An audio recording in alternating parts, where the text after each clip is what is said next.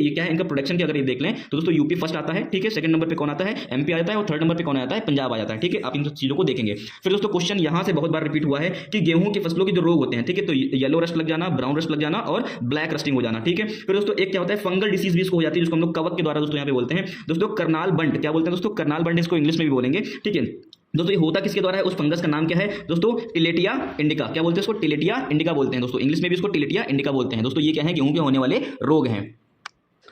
Hello everybody, this is me Altamas Mansuri and you are watching educator Altamas 2.0। दोस्तों आशा करता हूँ आप सभी बहुत अच्छे होंगे और आपकी तैयारी बहुत ही शानदार तरीके से चल रही है। जैसा कि हमारी डेट तो क्लियर हो गई है कि 27 जुलाई को आप सभी लोगों का दोस्तों यहाँ पे पेपर संभावित हुआ है। सो मेरे प्यारे साथियों, हमारे पास टाइम जो है बहुत ज़्यादा लिमिटेड बचा हुआ है और दोस्तों हमें उन एरियाज पे अब ज़्यादा फोकस करना है जहाँ से दोस्तों क्वेश्चन बार बार रिपीट होते रहते हैं। और जैसे कि दोस्तों आपने देखा होगा यूपीपीसीएस के प्री में, ठीक है, यूपीपीसीएस के प्री में जो इस बार रिसेंट में हुआ है, तो वहाँ पे दोस्तों देखा गया है कि पेपर के जो पैटर्न है उसमें बहुत सारे चेंजेस किए गए हैं।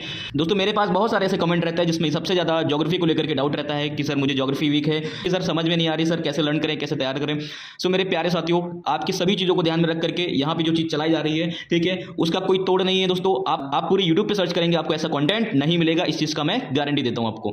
सो मेरे प्यारे साथियों, यहाँ पे आप देखेंगे कि कैसे क्वेश्चन का ऑपरेशन किया जाता है दोस्तों। और जो लोग बहुत कम टाइम में सिलेक्शन लेते हैं, कम पढ़ करके दोस्तों सिलेक्शन लेने वाले लोगों की स्ट्रैटेजी यही होती है। तो आप देखिए, वीडियो को आखिरी तक जरूर देखिएगा, आपको सब कुछ पता चल जाएगा कि हाँ, this is the right way to do study.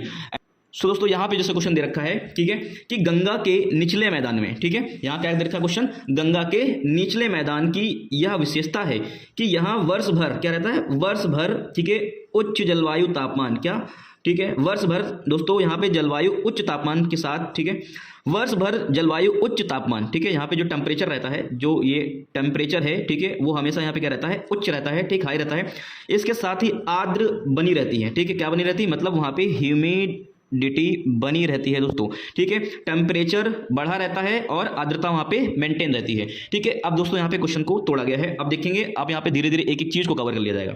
इस क्षेत्र के लिए निम्नलिखित फसलों के युग्मों में से कौन सा युग्म सबसे उपयुक्त है। युग्म का मतलब क्या है, ऐसे कौन सी फसलों का पेयर्स है, ठीक है दोस्तों, जो इस रीजन में क्या होता है, सबसे ज्यादा प्रोड्यूस किया जाता है, उगाया जाता है। सो मेरे प्यारे साथियों, ऑप्शन दे रखा है धान और कपास, गेहूं और जूट, धान और जूट, गेहूं और कपास, ठीक है।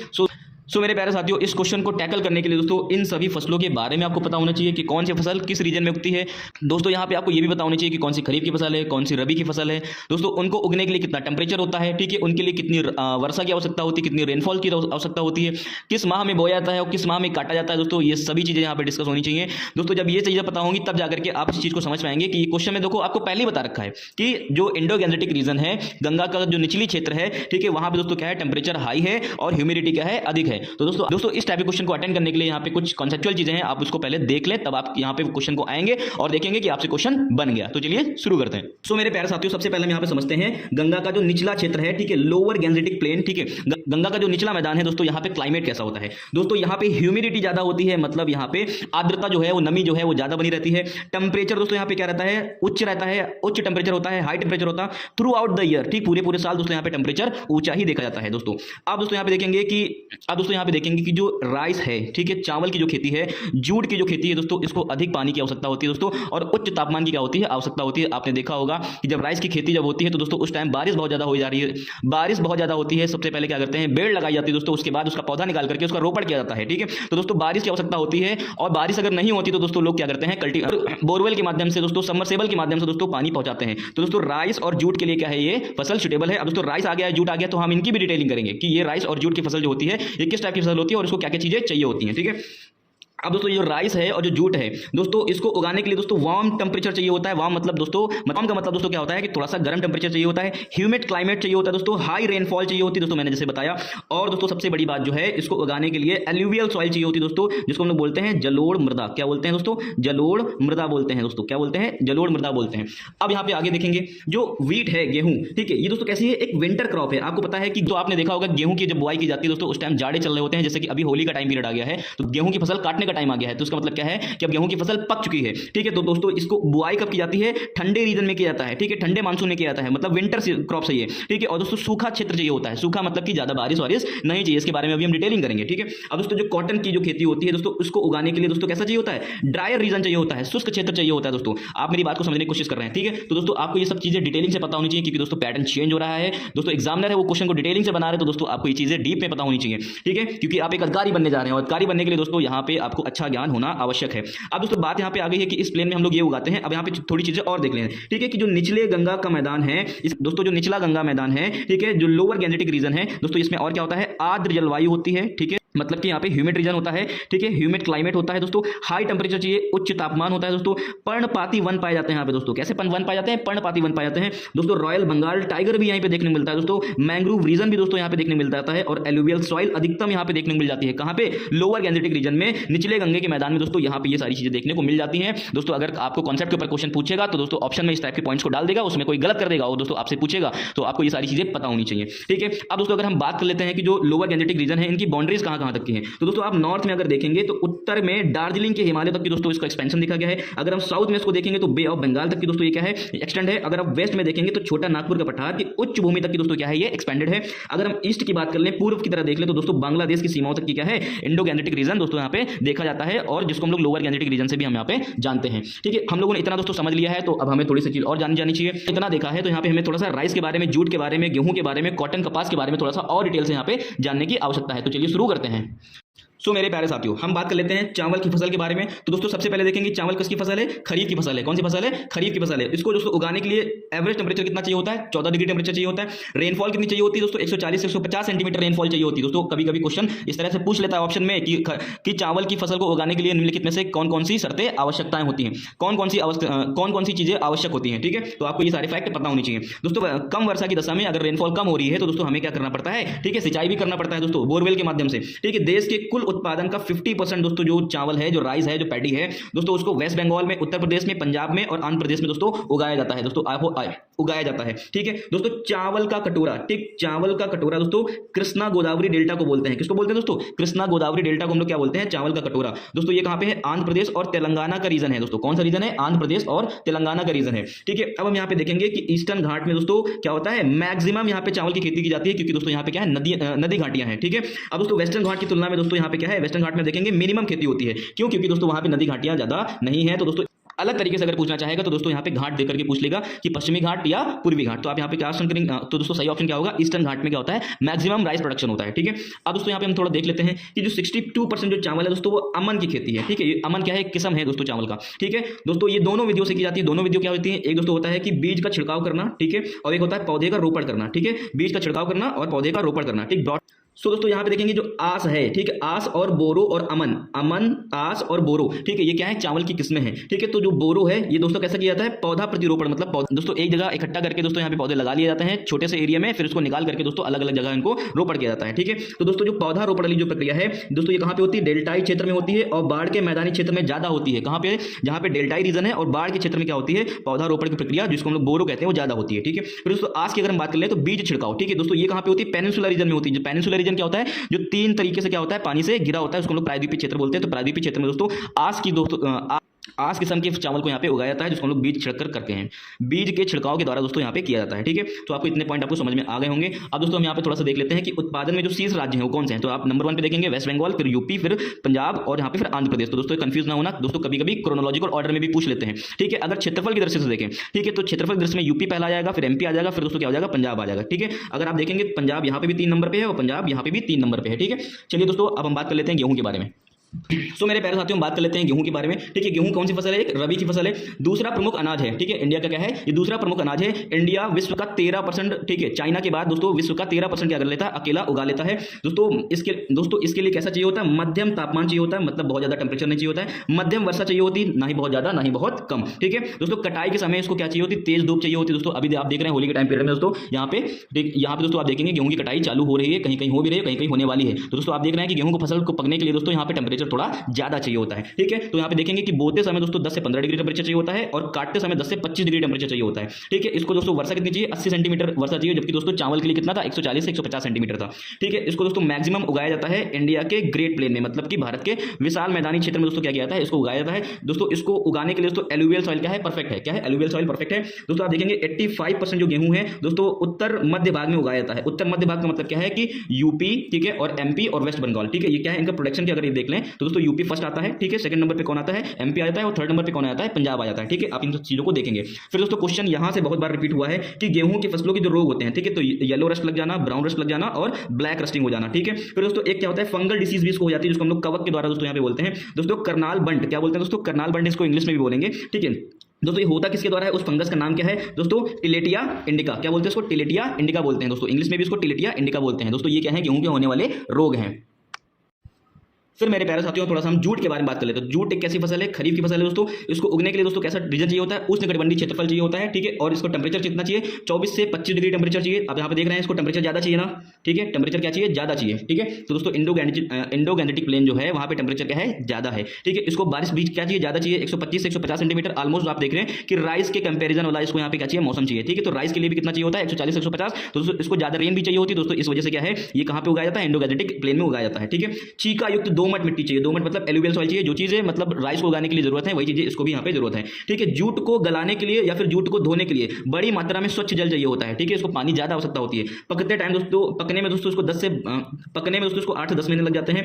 वेस्ट बंगाल में दोस्तों इसको व्यापारिक फसल के रूप में किया जाता है, ठीक है। इंडिया दोस्तों 60% जूट क्या करता है, प्रोवाइड करता है दोस्तों। इंडिया क्या है, जूट के मामले में फर्स्ट कंट्री आ जाता है। इंडिया में दोस्तों श्वेत जूट उगाया था जो कि 75% है उसकी संख्या, ठीक है दोस्तों। अगर हम यहाँ पे राज्यों की बात कर ले तो दोस्तों वेस्ट बंगाल फर्स्ट है, ठीक है, और सेकंड नंबर पे बिहार है और तीसरे नंबर पे क्या है, असम है दोस्तों। ये इनका क्या है, उगने का क्रम है, ठीक है। अब दोस्तों यहाँ पे हम लोग बात कर लेते हैं कपास के बारे में, ठीक है। तो कपास कैसी फसल है, खरीफ की फसल है, ठीक है। आप यहाँ पे देखेंगे जूट भी कैसी फसल है, खरीफ की फसल है, और कपास भी क्या है, कॉटन भी क्या है, खरीफ की फसल है दोस्तों। आप ऐसे याद कर लेंगे, क्रम से याद करते तो भूल जाते हैं, ठीक है। खरीफ और रबी की फसल आपस में मिल जाती है, ठीक है। तो आप ऐसे याद करिए, ठीक है। इंडिया की दोस्तों ये क्या है, देशज पौधा है, ठीक है। क्या है, देशज पौधा है। विश्व का पहला देश ऐसा है जिसने दोस्तों क्या किया है, कपास के ऊपर ज्यादा काम किया है, ठीक है। अब दोस्तों यहाँ पे देखेंगे 6 से लेकर के 8 महीने में इसको पकने का समय लगता है। 21 से लेकर 30 डिग्री चाहिए होता है, टेम्परेचर चाहिए होता है, ठीक है।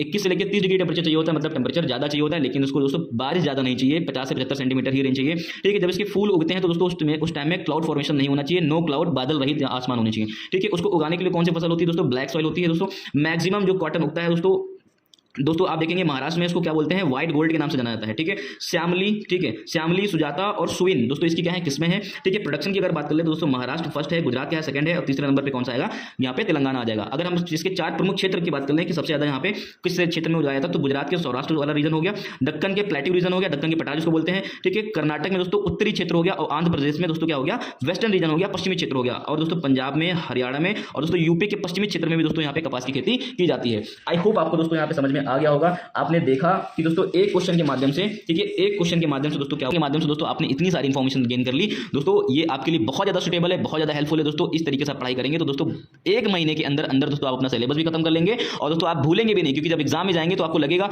कि ये वाला पॉइंट तो सर ने बताया था, ये वाला पॉइंट तो उस क्वेश्चन में फंसा था। इंडो गैंजेटिक प्लेन के बारे में अगर बात करना चाहेगा, चाहे जहां से दोस्तों यहाँ पे आपने इंडो गैंजेटिक प्लेन के बारे में जान। सो मेरे प्यारे साथियों, आपने देखा कि आपने एक क्वेश्चन के माध्यम से इतनी सारी इन्फॉर्मेशन गेन कर ली। मतलब आपने यहाँ पे इंडो गैंजेटिक प्लेन के बारे में देख लिया, ठीक है, जहाँ पे टेम्परेचर ज्यादा है, ठीक है, ह्यूमिडिटी क्या है, ज्यादा है दोस्तों, आपने ये भी समझ लिया। इंडो गैंजेटिक प्लेन की विशेषताएं क्या होती हैं, आपने ये भी समझ लिया। धान की खेती दोस्तों कैसे होती, कहाँ होती, कितनी होती, क्या क्या आवश्यकताएं होती हैं। कपास के बारे में भी जान लिया दोस्तों, गेहूं के बारे में भी जान लिया, जूट के बारे में भी जान लिया दोस्तों। आपने एक क्वेश्चन के माध्यम से दोस्तों देखा, इसका आपने दोस्तों आपने नोटिस किया होगा कि यहाँ पे एक क्वेश्चन के माध्यम से, एक क्वेश्चन का ऑपरेशन करके दोस्तों हमने इनकी सारी चीजें दोस्तों सारी चीजें क्या कर दी गई, इसकी खत्म कर दी गई। आई होप आपको दोस्तों ये वीडियो बहुत अच्छा लगा होगा दोस्तों। आप दोस्तों हमें ज्वाइन कर सकते हैं, और चैनल पे नए हो तो चैनल को सब्सक्राइब भी कर लीजिए। वीडियो में कमेंट करके जरूर बताएं दोस्तों, और कमेंट करके जरूर बताएं। और हाँ, आपके लिए मैं काफी एफर्ट लगा रहा हूं, तो वीडियो को लाइक करना ना भूलें, ठीक है दोस्तों। पेपर तक की आपको पूरा साथ दिया जाएगा दोस्तों। इसी तरीके से कम टाइम में दोस्तों ज्यादा से ज्यादा आपको यहाँ पे मैक्सिमम आउटपुट हम देंगे। जैसे कि आपने देखा कि हमने यहाँ पे क्वेश्चन के माध्यम से, किसके माध्यम से, क्वेश्चन के माध्यम से यहाँ पे पूरी चीजें यहाँ पे क्या करनी है, ठीक है, सिलेबस को यहाँ पे खत्म करने की कोशिश कर रहे हैं, ठीक है। एक एक फैक्ट को यहाँ पे डिस्कस कर लेंगे दोस्तों। हमें पता है कि जो टॉपर्स लोग होते हैं, ठीक है, जो टॉपर्स लोग होते हैं वो हमेशा क्या करते हैं, इसी तरह पीवाईक्यूज का क्या करते हैं दोस्तों, एनालिसिस करते हैं और इनकी डिटेलिंग कर लेते हैं, और दोस्तों वही एग्जाम में करके आ जाते हैं, और दोस्तों उनकी कट ऑफ हमेशा क्या हो जाती है, क्लियर हो जाती है, ठीक है। और उनकी कट ऑफ हमेशा क्या हो जाती है, क्लियर हो जाती है। तो दोस्तों हम यहाँ पे क्या कर रहे हैं, दोस्तों हम यहाँ पे कर ये चीज़ रहे हैं कि आपकी डिटेलिंग कर रहे हैं। डिटेलिंग का मतलब क्या है कि आपको पढ़ने का तरीका सच में अभी तक नहीं पता है, ठीक है। आप मुझे नहीं पता कि कैसे पढ़ रहे हैं, ठीक है, आप किस टाइप से तैयारी कर रहे हैं, तो लेकिन आपको यहाँ पे इस तरह से तैयारी करने की आवश्यकता, लेकिन दोस्तों आपको यहाँ पे इस तरीके से तैयारी करने की आवश्यकता है अगर आपको सच में सिलेक्शन चाहिए। बाकी भाई पढ़ तो सभी लोग रहे हैं, सभी के पास सारी बुकें हैं, ठीक है, घटना चक्र है, लूसेंट है, सबके पास सब कुछ है, लेकिन यहाँ पे कुछ ही लोग का सिलेक्शन हो रहा है। तो दोस्तों यहाँ पे इस वजह से हो रहा है क्योंकि दोस्तों यहाँ पे क्वेश्चन करना एक अलग चीज़ है और नॉलेज होना क्या है एक अलग चीज़ है, ठीक है। तो दोस्तों दोनों के बीच में तालमेल कैसे बिठाते हैं दोस्तों हम यहाँ पे आपको दिखा रहे हैं, आपको बता रहे हैं कि यहाँ पे क्वेश्चन कैसे करते हैं, ठीक है। दोस्तों हम लोग यहाँ पे क्या कर रहे हैं, इसी तरह तो हम लोगों ने क्या कर रहे हैं, इन्हीं तरह क्वेश्चन को लेकर के, ठीक है। अब जैसे यहाँ पे क्या है, इसी तरह क्वेश्चन को लेकर के यहाँ पे क्या करें, पूरा सिलेबस खत्म कर देंगे। क्या कर देंगे, पूरा सिलेबस खत्म कर देंगे मार्च तक की। कब तक कर देंगे दोस्तों, मार्च तक की कर देंगे दोस्तों। जिसको भी इस टाइप की वीडियोस चाहिए दोस्तों, हमारा एक पेड ग्रुप है जिसकी फीस दोस्तों मंथली कितनी है, 150 रुपये है दोस्तों। हमें पता है कि हमारे एग्जाम में ऑलमोस्ट 3 महीने बचे हुए हैं, तो दोस्तों हम यहाँ पे वन टाइम पेमेंट ले रहे हैं आपसे, क्या ले रहे हैं, 500 रुपये ले रहे हैं, ठीक है। दूसरी चीज़ आपको यहाँ पे क्या है, इस टाइप से सारे क्वेश्चन के माध्यम से पूरी तैयारी, पूरा सिलेबस खत्म किया जाएगा, जिसमें दोस्तों यहाँ पे ज्योग्राफी के ऊपर, ठीक है, और हिस्ट्री के ऊपर, ठीक है, और यहाँ पे साइंस के ऊपर और पॉलिटी के ऊपर और दोस्तों करंट अफेयर के ऊपर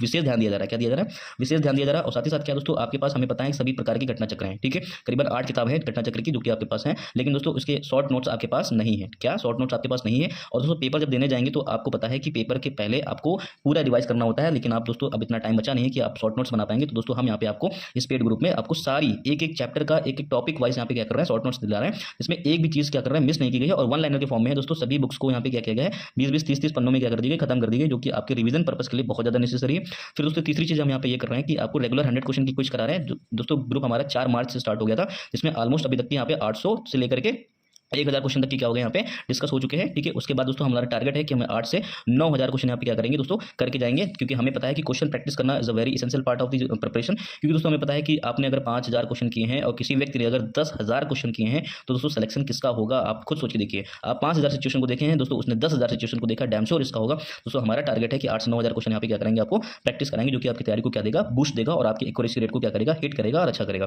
फिर दोस्तों यहाँ पे एक चीज़ और आ जाती है चैलेंजिंग है, जो कि करंट अफेयर है। करंट अफेयर दोस्तों लोगों को पता नहीं रहता है कि कहाँ से कितना पढ़ना है। दोस्तों इस ग्रुप में हम यहाँ पे क्या कर रहे हैं, आपको करंट अफेयर का भी एक स्ट्रेटेजिक वीडियो दे रहे हैं कि जो ऑथेंटिक है आपको इतना ही पढ़ना है। आपको इस पे वीडियो के माध्यम से साथ साथ में क्या कर रहे हैं, आपको सारी पीडीएफ भी दे रहे हैं, ठीक है। और दोस्तों जितना भी यहाँ पे रिकॉर्डेड लेक्चर आता है उसके तुरंत बाद क्या हो जाती है, सारी पीडीएफ आ जाती है दोस्तों। उसके बाद क्या होता है, कुछ हो जाता है। तो दोस्तों यहाँ पे तैयारी को बूस्ट कैसे मिलेगा कि पहले वीडियो के माध्यम से आप कॉन्सेप्ट को समझेंगे कम टाइम में, फिर उसको कॉन्सेप्ट को समझेंगे कम टाइम में और उसके बाद वीडियो के माध्यम से कॉन्सेप्ट को समझेंगे और उसके बाद जाकर के दोस्तों पीडीएफ से क्या करेंगे, आप रिवाइज करेंगे और दोस्तों क्विज के माध्यम से क्या करेंगे, आप अपनी एक्यूरेसी को चेक करेंगे कि जो आपने वीडियो में देखा और पीडीएफ में जो रिवाइज किया, क्या वो क्विज के माध्यम से क्या हो रहा है, परफेक्ट हो रहा है कि नहीं हो रहा है। दोस्तों ये हमारी स्ट्रैटेजी है। इसके दोस्तों हमें दोस्तों करीबन दोस्तों 10 दिनों में ऑलमोस्ट 200 लोगों ने क्या कर लिया है, इसको ज्वाइन कर लिया है दोस्तों। दिस इज वेरी इफेक्टिव, क्योंकि दोस्तों हमें पता है कि घटना चक्र की एक जो किताब आती है वो कितने की आती है, हिस्ट्री की 590 रुपये की आती है, केवल एक किताब आपको मिल रही है। और यहाँ पर दोस्तों हम लोग आपको 500 रुपये में इतनी सारी चीज़ें करके दे रहे हैं, जो कि आपके पेपर को क्रैक करने में एक बहुत ही ज़्यादा महत्वपूर्ण भूमिका निभाएगा। आशा करता हूं आपको मेरी सारी बातें समझ में आ रही होंगी। तो दोस्तों जिसने भी जो भी लोग एक्साइटेड है, जिनकी तैयारी कमजोर है, जिसने अभी तक कुछ नहीं पढ़ा है, वर्किंग है, ठीक है, हाउसवाइफ है, कुछ भी है, ठीक है दोस्तों, हम यहाँ पे आपके सिलेबस को मार्च के लास्ट तक की खींचने की पूरी कोशिश कर रहे हैं, पूरी कोशिश कर रहे हैं। फिर दोस्तों अप्रैल और मई और जून, ठीक है, उस अप्रैल मई और दोस्तों अप्रैल मई दोस्तों हम लोग क्या करेंगे, यहाँ पे पेपर का रिवीजन करेंगे। अप्रैल में दोस्तों अप्रैल और मई में दोस्तों हम लोग क्या करेंगे, सिर्फ रिवीजन करेंगे और दोस्तों प्रैक्टिस करेंगे, रिवीजन प्रैक्टिस। दोस्तों हमें पता है कि revision is the key of the success, ठीक है। तो दोस्तों यहाँ पे हमारी ये सारी चीजें चल रही है, ये सारा इनिशिएटिव जो कि आपको सिर्फ 500 रुपये मिल रहा है, ठीक है। आशा करता हूँ आपको सारी बातें मेरी समझ में आई हैं, ठीक है। तो आप दोस्तों इस ग्रुप का पार्ट बने और दोस्तों अपनी तैयारी को और ज़्यादा इनहेंस करें। ये मैं आपको गारंटी दे रहा हूँ कि जो चीज़ें मैं दूंगा वो ऑथेंटिक होंगी, रेलेवेंट होगी, जैसे आपने वीडियो में देखा है, ठीक है दोस्तों। जल्दी मिलते हैं आपको नेक्स्ट वीडियो में। Thank you so much for watching this video.